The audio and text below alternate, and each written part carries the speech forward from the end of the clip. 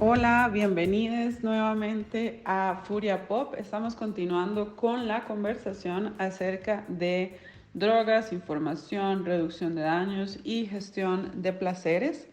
Hoy nuevamente nos acompañan Ernesto, Karina y Azul y vamos a continuar hablando acerca de cómo en el contenido mediático, audiovisual encontramos muchas veces desinformación acerca de las sustancias. Hoy vamos a profundizar un poquito más en el tema de la música.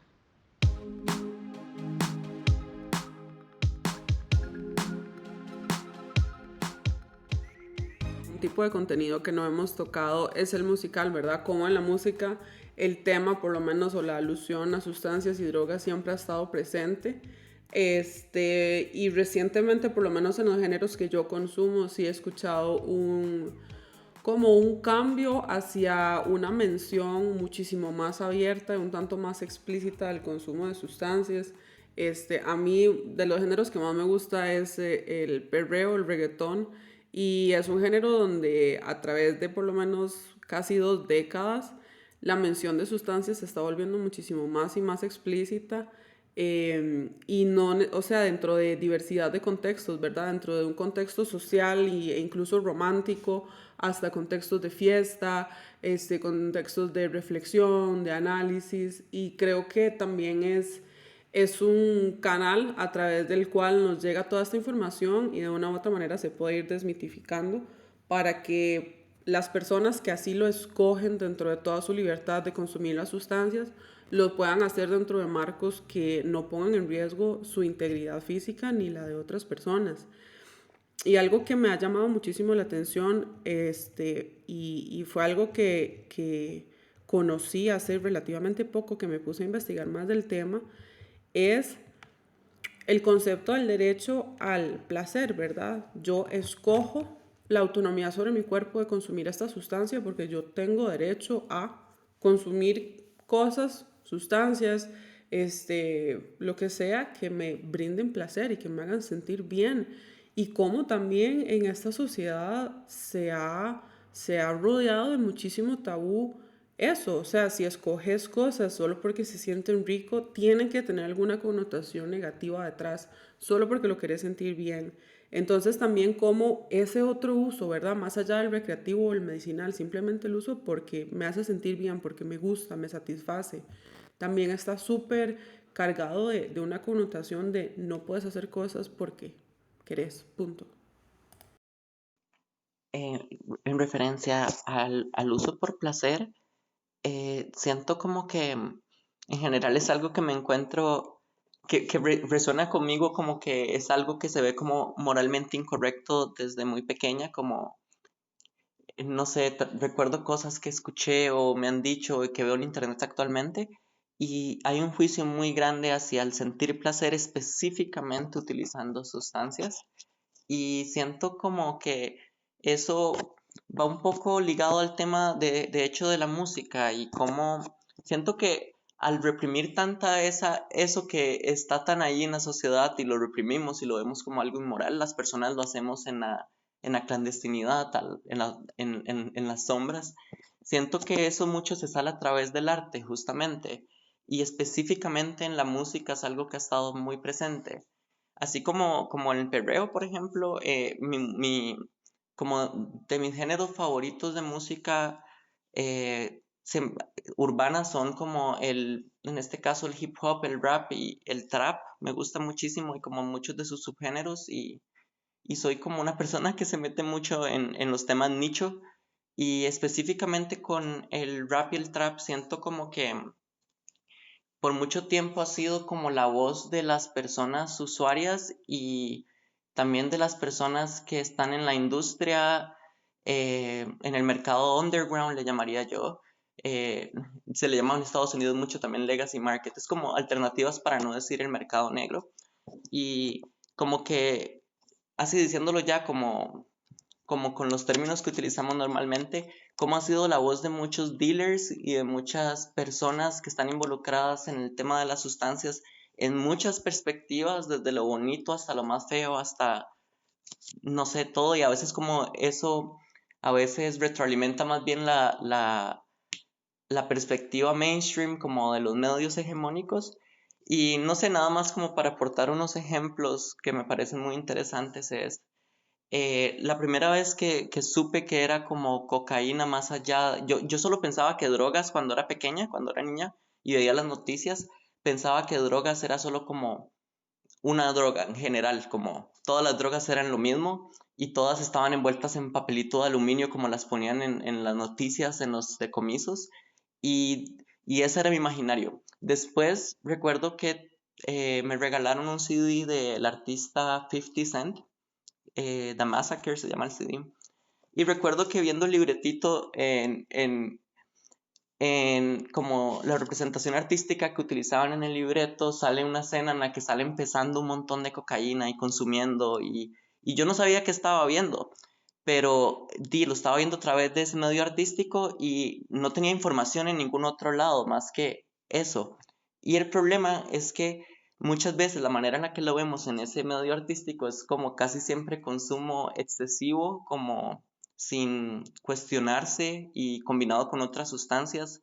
Tengo miles de referencias, bueno, no miles, es una exageración, pero tengo muchas referencias de canciones eh, que hablan abiertamente como de combinar sustancias que son peligrosas de combinar, como por ejemplo una muy popular de que se llama Mask Off, es de creo que Metro Boomin, eh, que habla como de Molly and Percocet, combinar como Molly con Percocet, que es como acetaminofén con codeína, que son como un upper y un downer. Y las personas escuchan esto en ese contexto y van y hacen esas cosas sin tener reducción de daños. Y me incluyo a mí misma. Yo probablemente en algún momento fui influenciada por eso y decidí como usar alguna sustancia. Y de hecho recientemente veía como una entrevista de unos artistas que recientemente sigo mucho, que se llaman los Suicide Boys, y ellos hablan de cómo un artista que los influenció a ellos, que se llama Lil Wayne, consumía muchísimo lean, que es como purple drink, que es como una combinación de un jarabe de prometacina con codeína con alguna gaseosa, y es algo que siempre ha estado presente en la cultura del rap y el trap. Y básicamente lo hablan como una perspectiva de que no sabían qué estaban haciendo y actualmente una de esas personas hablaba como de cómo está trabajando su consumo problemático con los opiáceos, con los opioides. No sé cuál es el término correcto ahí, pero describe cómo eso empezó a través de ver a su artista favorito Lil Wayne en ese momento consumir lean y no tenía además consumo informado. Entonces siento que es muy interesante porque a través de la música tenemos la información como o nos llegan como rastros de información pero no completa y siento que hace falta conectar eso con eso y siento que cada vez, no sé, espero como que cada vez más artistas le den un enfoque distinto o más reflexivo, no sé cómo decirlo, pero sí, eso es mi aporte a eso. Siento que en esto puede hablar más como del tema del derecho al placer y así. Sin duda, en base a eso, digamos, tiene que ver con el derecho a hacer con nuestras cuerpos lo que queramos, ¿no? Finalmente es un tema de nuestra decisión y nuestra autonomía. Incluso uno de los términos que se utilizan ahora, bueno, de hace un tiempo para acá, en vez de hablar de reducción de riesgos o daños, hablamos de gestión de placeres. Porque finalmente no usamos drogas para hacernos adictos o para irnos de pálida, ¿verdad? Usamos drogas porque sentimos un placer, sentimos un beneficio, ¿no? Aunque sea subjetivo y aunque el status quo y las instituciones públicas no lo acepten, ¿no? Y eso también es clave para hacer educación y hacer prevención. Finalmente, si no sabemos por qué la gente, o si ni siquiera queremos saber por qué las personas usan sustancias, pues no vamos a poder dar información que les sea útil y oportuna, ¿no? Y ahí entra un poco el tema de la música, porque a mí también me gusta mucho la música y bueno, creo que soy un poco mayor que ustedes, ¿no? La mención sobre el uso de sustancias viene desde hace mucho, ¿no? O incluso la inspiración de canciones en los rock clásicos, ¿no? Los Beatles, o podría hablar de Doors, o no sé, Led Zeppelin, ¿verdad? Constantemente estaban haciendo menciones, aunque no tuvieran canciones per se. Incluso en el jazz o en el blues, ¿no? Se saben muchas Billie Holiday era usuaria de heroína, por eso fue perseguida por el gobierno estadounidense, ¿verdad? Incluso las Panteras Negras, en fin, ¿no? Y un género que tiene muchas, pero muchas menciones, especialmente del cannabis, es el reggae.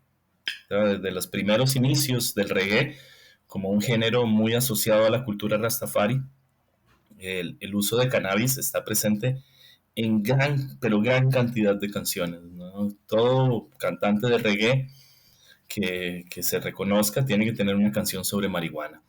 Y los clásicos, más que todo, como de Peter Tosh, ¿no? Que habla de Legalize It, o Bush Doctor, ¿verdad? Que abiertamente hablaban de legalizar la marihuana, de los daños que produce la prohibición, ¿no? De cómo hay que correr de la policía y esconderse para hacer algo que es una decisión y que incluso es medicinal, ¿no? O incluso, no sé, Ika Mouse, que hablaba de ganja smuggling, del tráfico de marihuana como una estrategia de sobrevivencia en la pobreza. Entonces, la música está llena, llena, llena, ¿no? Siempre me acuerdo de una canción de Tool también, que es como un discurso en alemán que parece como Hitler dando el discurso, ¿no? Que si uno lo traduce, lo que está diciendo básicamente es una receta para hacer galletas de marihuana, ¿verdad? Entonces, ahí está constantemente. Yo creo que como bien dijo Cari, lo que esperaríamos es que hubiera más cantantes que nos den información más apropiada, porque muchas de estas canciones también, incluido el reggaetón, ¿no? Parten de los mismos prejuicios y desconocimiento generalizado que tenemos sobre las drogas y de los mismos estigmas. Entonces puede más bien llevar a abusos que generen riesgos por falta de información, ¿verdad? De que mezclar esto, con esto, pucha, puede ser peligroso, ¿no? Entonces, más bien decir, no lo mezcles con esto, usa solo esto, en fin. Pero yo creo que es parte de este proceso de educación, es parte de este proceso de sensibilización, y sí creo que es parte importante del empoderamiento de las personas que usamos drogas, de salir del closet psicoactivo, ¿verdad? De decirle a la comunidad en general, al Estado, ¿no? De que no tienen derecho a criminalizarnos, a estigmatizarnos, a discriminarnos, y que lo que necesitamos es información, verás, lo que necesitamos es educación, y lo que necesitamos es acompañamiento y no castigo, ¿no? Lo que necesitamos es sustancias reguladas para tener un acceso seguro a estas sustancias. Pero eso va lento, sin duda, ¿no? La prohibición todavía está muy fuerte, ¿verdad? E incluso uno lo oye ahora con los discursos que están haciendo los diputados en la Asamblea Legislativa, lo que dijo Gloria Navas o el Fabricio Alvarado con esto de la marihuana recreativa, por ejemplo, ¿no? Que demuestra que todavía nos falta mucho. Sí creo que hay un cambio generacional, ¿verdad? Pero esperaríamos que ese cambio generacional venga acompañado de información adecuada, de información verídica y oportuna. Eh, Me gusta muchísimo, muchísimo el término gestión de placeres. La verdad es que nunca lo había escuchado. Y nada más quería agregar con eso que cuando hablamos de arte, de cultura, de medios, no solo hay y drogas, ¿verdad? Y sustancias, o sea, como esta relación, no solo hablamos de representación, sino que hablamos de cómo conviven esas experiencias, ¿verdad?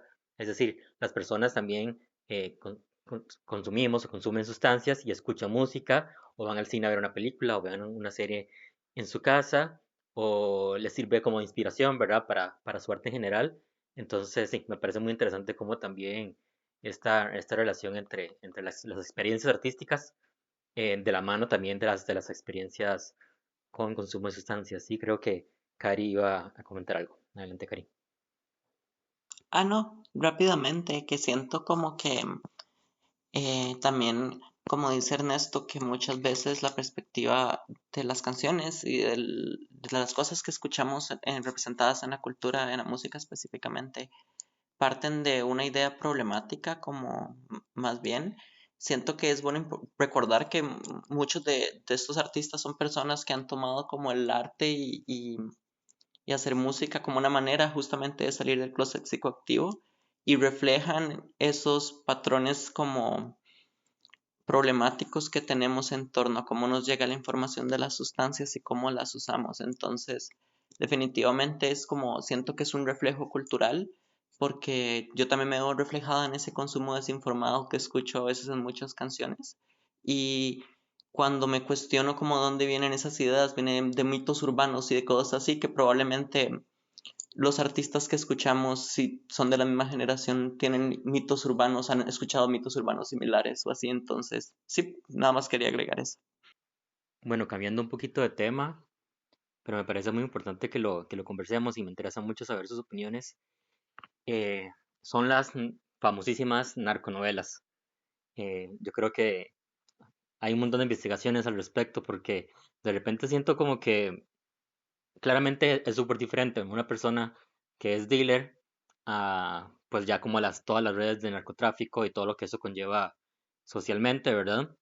Y de alguna forma yo siento que en esas narconovelas hay como una idolatración como hacia algunas personas como por ser como estos gángsters, eh, y sí, como que se han hecho súper, súper populares y siento que la gente puede como tener esa sensación de que ser pues un narcotraficante, digamos, que está metido como en todas estas redes, que pues que causa muchos problemas, puede ser algo positivo, pero al mismo tiempo como está como todo el asunto del capitalismo y de lo que hacen las personas para sobrevivir, ¿verdad? Entonces, ahí hay como varios discursos y me gustaría saber como qué piensan ustedes en general sobre las narconovelas, ¿verdad? Que podemos mencionar un montón, desde La Arena de Flow, que está como ahorita como de moda, Narcos, versión mexicana, versión colombiana, también en habla inglesa Breaking Bad, ¿verdad? Que es de las series más importantes que han habido, Ozark más recientemente, y sí, a la gente les encanta ver eso, y sí, ¿a ustedes qué les parece? Bueno, yo creo que las narconovelas muestran una realidad, ¿no? Una realidad prohibida y oculta y que por eso genera tanto interés, ¿no? Porque finalmente lo que nos están diciendo es que eso pasa, ¿verdad? Y que hay gente que toma esas decisiones de arriesgarse en esta sociedad capitalista, ¿no? Para hacer dinero. Porque si hay algo que beneficia a la prohibición, es poder hacer mucha plata produciendo y vendiendo drogas, ¿no? Es la lógica de la prohibición, es eso, es hacerlo prohibida para que sea más caro y supuestamente que la gente no lo compre. No, más bien lo que hace es que se hagan unas ganancias enormes y que las personas que deciden correr más riesgos o que tienen menos temor, ¿verdad? Se metan a hacer eso. Obviamente está de la mano toda la violencia y no solo del mercado ilícito, ¿no? También la violencia del Estado, ¿verdad? La violencia de la policía y de los aparatos militares, ¿verdad? Para combatir ese tráfico. Entonces yo lo que creo es que las narconovelas y todas las series de drogas, y por eso pegan tanto, ¿no? Y por eso llama tanto la atención cuando se habla de marihuana y todo esto, es por eso mismo, por el tabú, por la falta de información, ¿no? Por conocer esos mundos oscuros, ¿no? ¿Verdad? Del mercado ilícito de drogas. Pero que al final de cuentas es la realidad, ¿no? De hecho, por lo menos Narcos, son basados en hechos verídicos, la gran parte, ¿no? Ahí se toman sus licencias de ficción, pero mucho de lo que vemos en Narcos es real, ¿no? Y de ahí en adelante es pensar, ¿verdad? Es necesario que eso pase, ¿verdad? Es necesario que vivamos en esa prohibición, ¿no? ¿No sería más fácil regular las drogas, ¿verdad? Y evitar toda esa violencia y todos esos enredos y todo ese montón de cosas horribles que suceden en un mercado ilícito de drogas, ¿no? Porque finalmente lo que genera es eso, lo que genera es mayor interés. De hecho, me acuerdo que en la Navidad del año pasado estaba promocionando la serie Narcos, creo que era en Madrid, y tenían un cartel enorme que decía una blanca Navidad, ¿verdad? Y salía la cara ahí de Pablo Escobar, ¿no? Y entonces fue todo un boom y al final creo que tuvieron que bajar el cartel y todo eso porque es como, sí, pero es cierto, ¿no? Finalmente es gracias a la misma prohibición que tenemos esa cantidad de cocaína, ¿no? Incluso en marihuana. Yo soy de la idea de que si no hubiera sido por la prohibición, creo que no estaríamos fumando tanta marihuana. Más bien está promocionando las sustancias. Detrás de todo esto, yo sí creo que hay un mercado, hay todo un montón de personas en puestos de poder, no solo en el narcotráfico, que se benefician de eso, que se benefician de los mercados ilícitos, que se benefician de una prohibición, ¿verdad? porque se hace mucho dinero, especialmente en Estados Unidos y en Europa, ¿no? La mayor parte de las ganancias del mercado ilícito de drogas no se devuelve a las organizaciones criminales latinoamericanas, se quedan en los países consumidores, ¿verdad? Por supuesto que no les beneficia que se legalice. Yo sí creo que hasta que Estados Unidos no se ponga a sembrar coca y producir cocaína, no va a legalizar la cocaína. Legaliza la marihuana, pues es el mayor productor del mundo de marihuana en este momento, ¿verdad?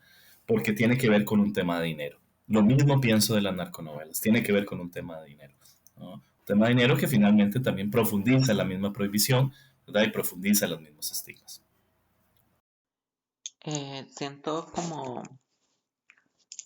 que las narconovelas en sí son, similar a lo que dijo Ernesto, son un reflejo de una realidad que está presente y que está escondida, y además siento como que son solo una de las muchas realidades que existen dentro del mundo del narcotráfico y el mundo de la clandestinidad.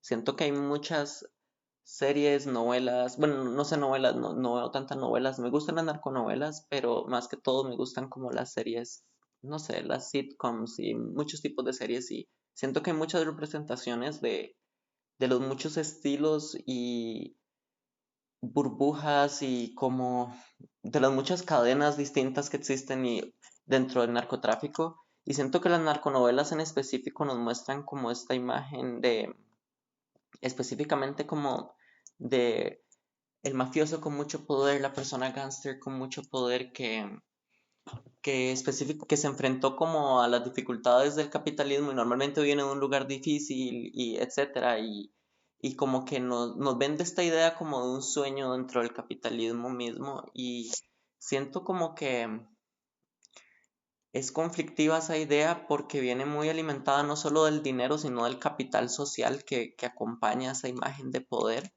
y es algo que veo también muy reflejado en el rap y en el trap, cuando escucho los versos de rap y trap, como de personas que hablan específicamente de que les va bien en el mundo de la venta de sustancias y están en todas, básicamente.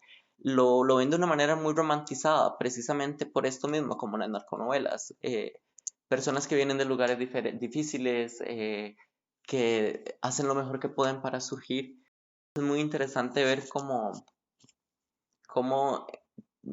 tenemos estas muchas representaciones. Asimismo, como en Breaking Bad podemos ver que es la misma historia, solo de una persona que viene de una situación difícil para surgir. Es un profesor de química que no gana lo suficiente y recurre a usar sustancias. Es un chiste que probablemente muchas personas trabajadoras que no les alcanza el salario han hecho en algún momento. Entonces juegan con esa fantasía y de alguna manera siento como que no sé, en muchos casos retroalimenta el prohibicionismo y las imágenes y muchas cosas que no están bien, pero también son una representación cultural, un espejo de lo que vivimos en la sociedad. Súper. Bueno, yo creo que ya va siendo hora como de que tal vez hagamos algunas conclusiones.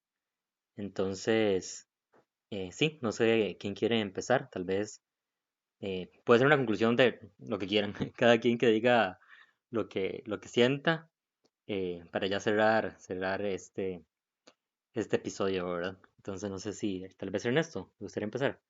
O Pri, Karina, cualquiera. Yo podría empezar con algo así súper breve y luego le dejo el espacio a Ernesto y Karina que tienen muchísimo más background y muchísimo más conocimiento que yo en esto.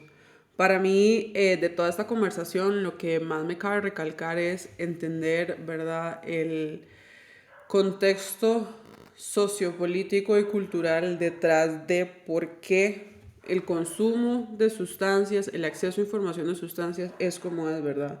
No es simplemente porque esta sustancia es mala, no.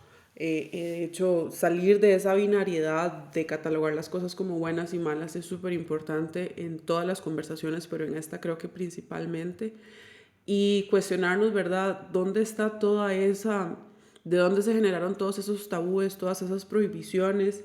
Y desafiar la limitante al acceso a la información y exigir que podamos tener acceso a información veraz que nos ayude a tomar decisiones para nuestro bienestar y en línea con nuestros derechos. Y como un último punto, cuestionarse eso, el tabú o la limitante que le tenemos al derecho al placer. Tenemos derecho a sentirnos bien porque queremos sentirnos bien, porque queremos experimentar el placer, porque es nuestra autonomía sobre nuestros cuerpos. Entonces, eso sería de mi parte. Pues de la mía yo creo que tiene que ver con cómo divagamos en temas y cómo fuimos de un tema a otro, porque el tema es muy amplio, es muy complejo. Yo creo que se ha reducido mucho la complejidad de estos temas asociados al uso de sustancias y al mercado ilícito y a la prohibición. ¿Verdad? Como que la representación social que hay alrededor del tema de drogas es muy cerrada, es muy limitada, es muy homogénea, ¿verdad? En reproducir el mismo discurso que dice que las drogas son malas y si las consumes te vas a hacer adicto y si sos adicto vas a hacerte delincuente y vas a terminar en el hospital y en la cárcel y en el cementerio, ¿no? Y eso uno lo oye a repetición en las instituciones, en los centros de rehabilitación, en las escuelas, en fin, ¿verdad? Y de cómo esta conversación tan corta que tuvimos, ¿verdad? Brincamos de un tema a otro, ¿no? Y vimos la complejidad del mundo y de la dinámica que hay sobre el tema de uso de sustancias, ¿no?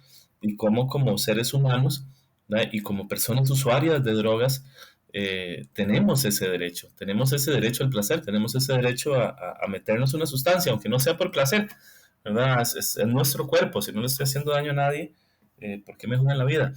Entonces, yo creo que eso es lo rico, ¿verdad? De hablar de esto, ¿verdad? Y que podríamos ir hablando más cosas, ¿no?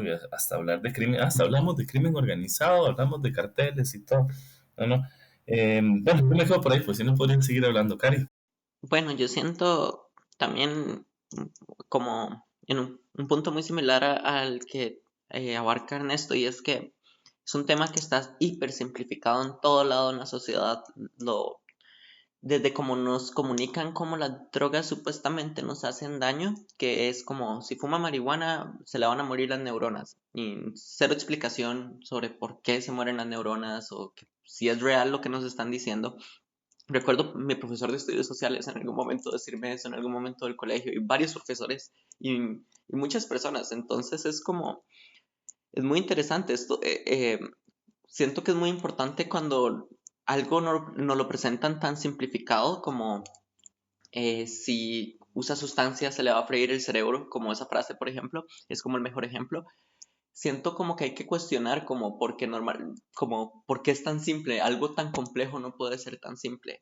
Y siento como que nada más como para cerrar como eh, importante como nada más remarcar que las personas usuarias de sustancias somos personas con derechos y merecemos compasión y amor y todas las cosas que cualquier otra persona merece.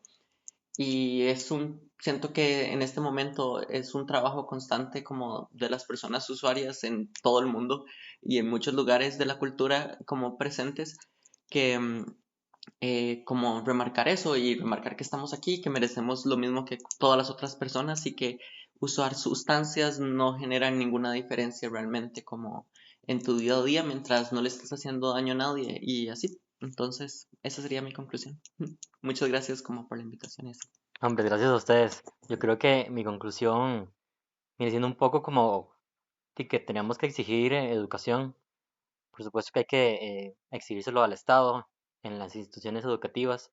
Ojalá hubieran programas, no como DARE, que más bien nos enseñaran como este todo lo que implica cada droga, ¿verdad? Y también como en caso de que la persona lo fuera a hacer, cómo hacerlo de una forma responsable y también ahí los medios de comunicación y las personas artistas, los artistas también tienen esa responsabilidad, ¿verdad? Al fin y al cabo son personas que llegan que tienen un efecto en miles de personas, entonces creo que también, pues por ahí, tienen una responsabilidad de informar más. A mí me encantaría ver una serie en la que en cada episodio podamos como ver qué pasa con cada droga y cuáles son sus efectos y demás. Entonces, nada, esperemos que poco a poco se vayan abriendo más caminos en todo lado para informarnos y que los consumos puedan ser más responsables y más placenteros.